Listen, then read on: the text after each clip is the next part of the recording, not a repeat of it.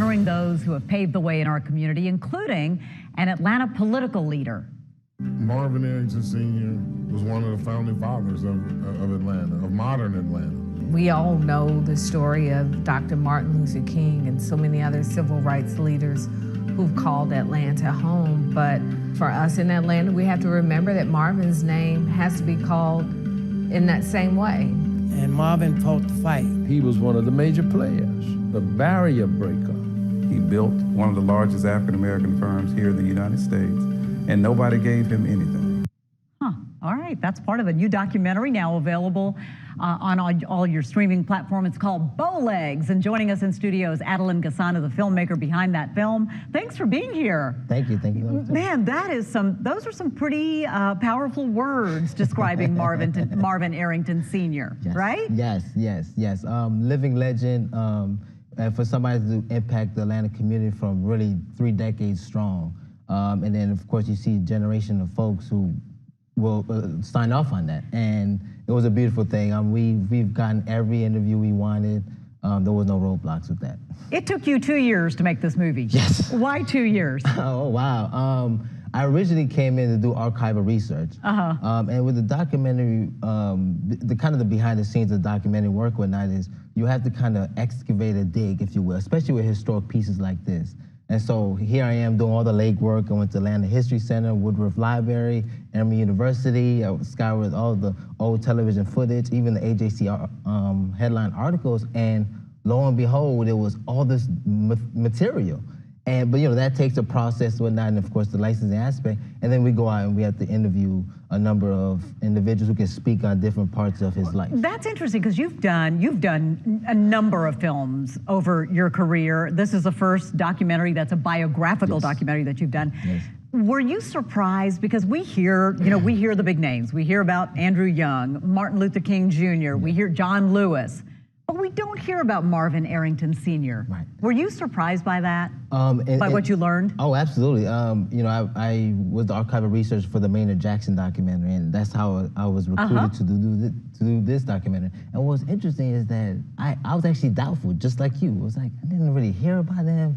I don't know if there's enough material, because I'm thinking visual when I think documentary. And then there it was. I did this research, and I came back to the executive producer and the producing team and said, we got more than what we need for a documentary. And we just started, we went at it.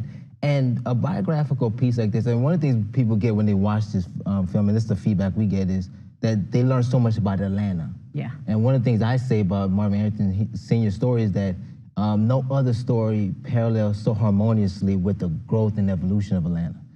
Think of Atlanta back in the 1940s when he was born. Right. He was a Grady baby. Grady baby. Grady housing. Housing projects, right. Grew up in the Bluff. And that was a segregated town. Right. It was a provincial town in the Deep South. And by the time he's done with his political career, it's an international city. And a lot of what he's done behind the scenes, working with, like you said, the Andrew Youngs, the Maynard Jacksons, and all the other stalwarts, to continue the Martin Luther King legacy in the post-civil rights moment. You mentioned Grady Hospital, the Grady Projects, the Bluffs, which a lot of people even know today as a not so good area of Atlanta, to go on to Emory Law School, to become integrated. That's correct. That's right. Yes. And then to now be a judge appointed by former Governor Barnes. That's right. So why haven't we heard much about him and from him? Well, he's the youngest city council member in Atlanta's history, still stays to this day. He's the longest serving city council president for 17 years. So his work in city government was 27 years strong. He's the kind of, most of the figures at that stage, at that level, is behind the scenes folks. They're crafting legislation. So you think of some of his impact. MARTA has his name written all over it. The Atlanta airport, when it went from this small regional airport to the busiest, largest airport in, a lot of it, his work and his doing in putting the right pieces in place, businesses, permits and that kind of thing, and then finally bringing the Olympics to Atlanta. It's those folks behind the scenes that really doesn't get the shine because they don't have the mayor title sometimes. That's right. But they're the ones really behind the scenes pushing in and getting He was it done. doing that leg work, right? Yes. Leg work, bow legs. So let's talk about it because, immediately you go, bow legs, what the heck? What are you talking about? Where did that name come from? That's his lifelong nickname. He had it since high school because he was bow-legged. And it's interesting enough, he's still with us too, by the way. Yes, he is. Living legend. And he, the title bow legs is, him being bow-legged, that's how he's known. They don't even call him Marvin. They don't even call him Marvin Arrington or Mr. Arrington. They call him, hey, Bo. Hey, Bo legs. Okay. And he's okay with that. No, it's a term of endearment. Loves the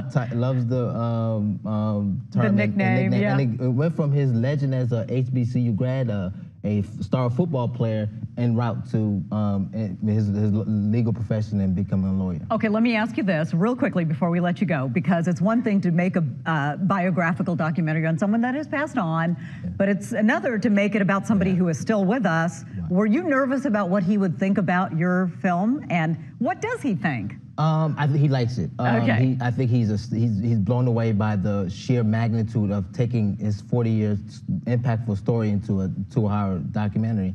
The real nervous, it wasn't less nervousness, but it's really, it was timely. Okay. To give these people their commemoration while they're still with us, and give them their flowers and let them know the contribution they made. And of course, being on Delta Airlines for our 6-month run really elevated the status of the documentary. And again, it shows you why these stories need to be told. That's and right. why Marvin Arrington's story is so special for Atlanta. All right.